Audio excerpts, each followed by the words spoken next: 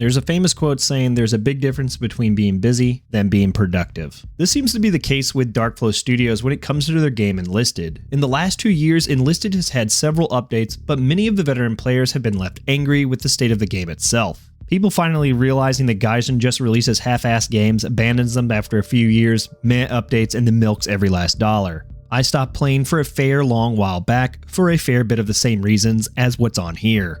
WTF, this seems to be the worst dev in history of this game. Who the hell is this idea coming from? There's a survey showing what are the biggest wants from the gaming community, which shows where Darkflow is failing to focus their efforts. This is something that I've covered before in other videos, but in the last update High Caliber, it really highlights how Darkflow is always being busy, but never productive. Notice that the first and most voted for want for Enlisted is more new maps. While High Caliber did feature a new map in the Tractor Factory for the Stalingrad campaign, which is probably the most well-received addition to this update, it would be one of only 5 new maps added in the year of 2022, with one of those maps just being the armored train map repurposed for invasion. The lack of new maps would be understandable given the fact that there were 2 new campaigns released in 2022, Stalingrad and the Pacific. However, if we look at the other top 3 problems on the survey, we get a better picture of what the community is actually angry about. The bots have always been an issue for Enlisted, and it's something I truly believe that Darkflow is in over their heads on. When it comes to AI improvements, the news releases are generally been vague or pretty basic in their improvements, which is in stark contrast to games like Marauders, a smaller studio that has massively improved on the AI scavs in their game. Most of them making Enlisted better releases only state that they're making continuous improvements to the AI, leaving a lot of questions for the hardcore Enlisted fanbase. In the defense of the developers, in the middle of 2022, there was a shift in the team over there at Darkflow Software, and we did see some serious improvements to the AI. And it does seem to be more of a focus for the company as a whole, with more recent updates featuring better pathing, cover, and general interaction with the bots in the game. Despite these strides, they would be overshadowed by some of the business practices that seem to stem from both Darkflow Studios and their parent company Gaijin Entertainment.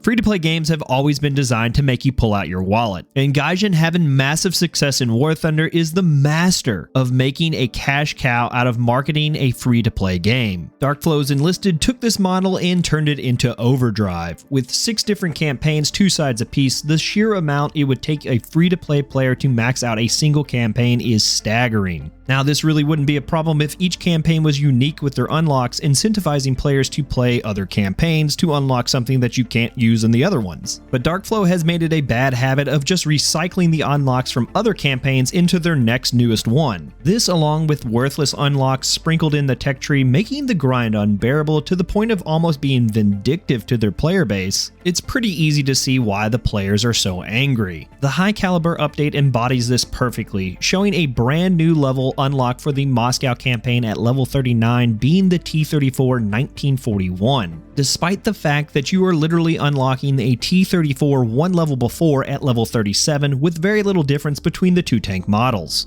Well, nothing new here, but in the end it's our fault that we have supported them. This game just has too many tanks in it already. It has basically become War Thunder RB with infantry. Please overhaul your campaign leveling system in the next major update. We all know the bottleneck has arrived. Additions like these have angered the veteran player community so much that there are people that are actually calling for a boycott of the game itself. Hell no! We won't go! Hell no!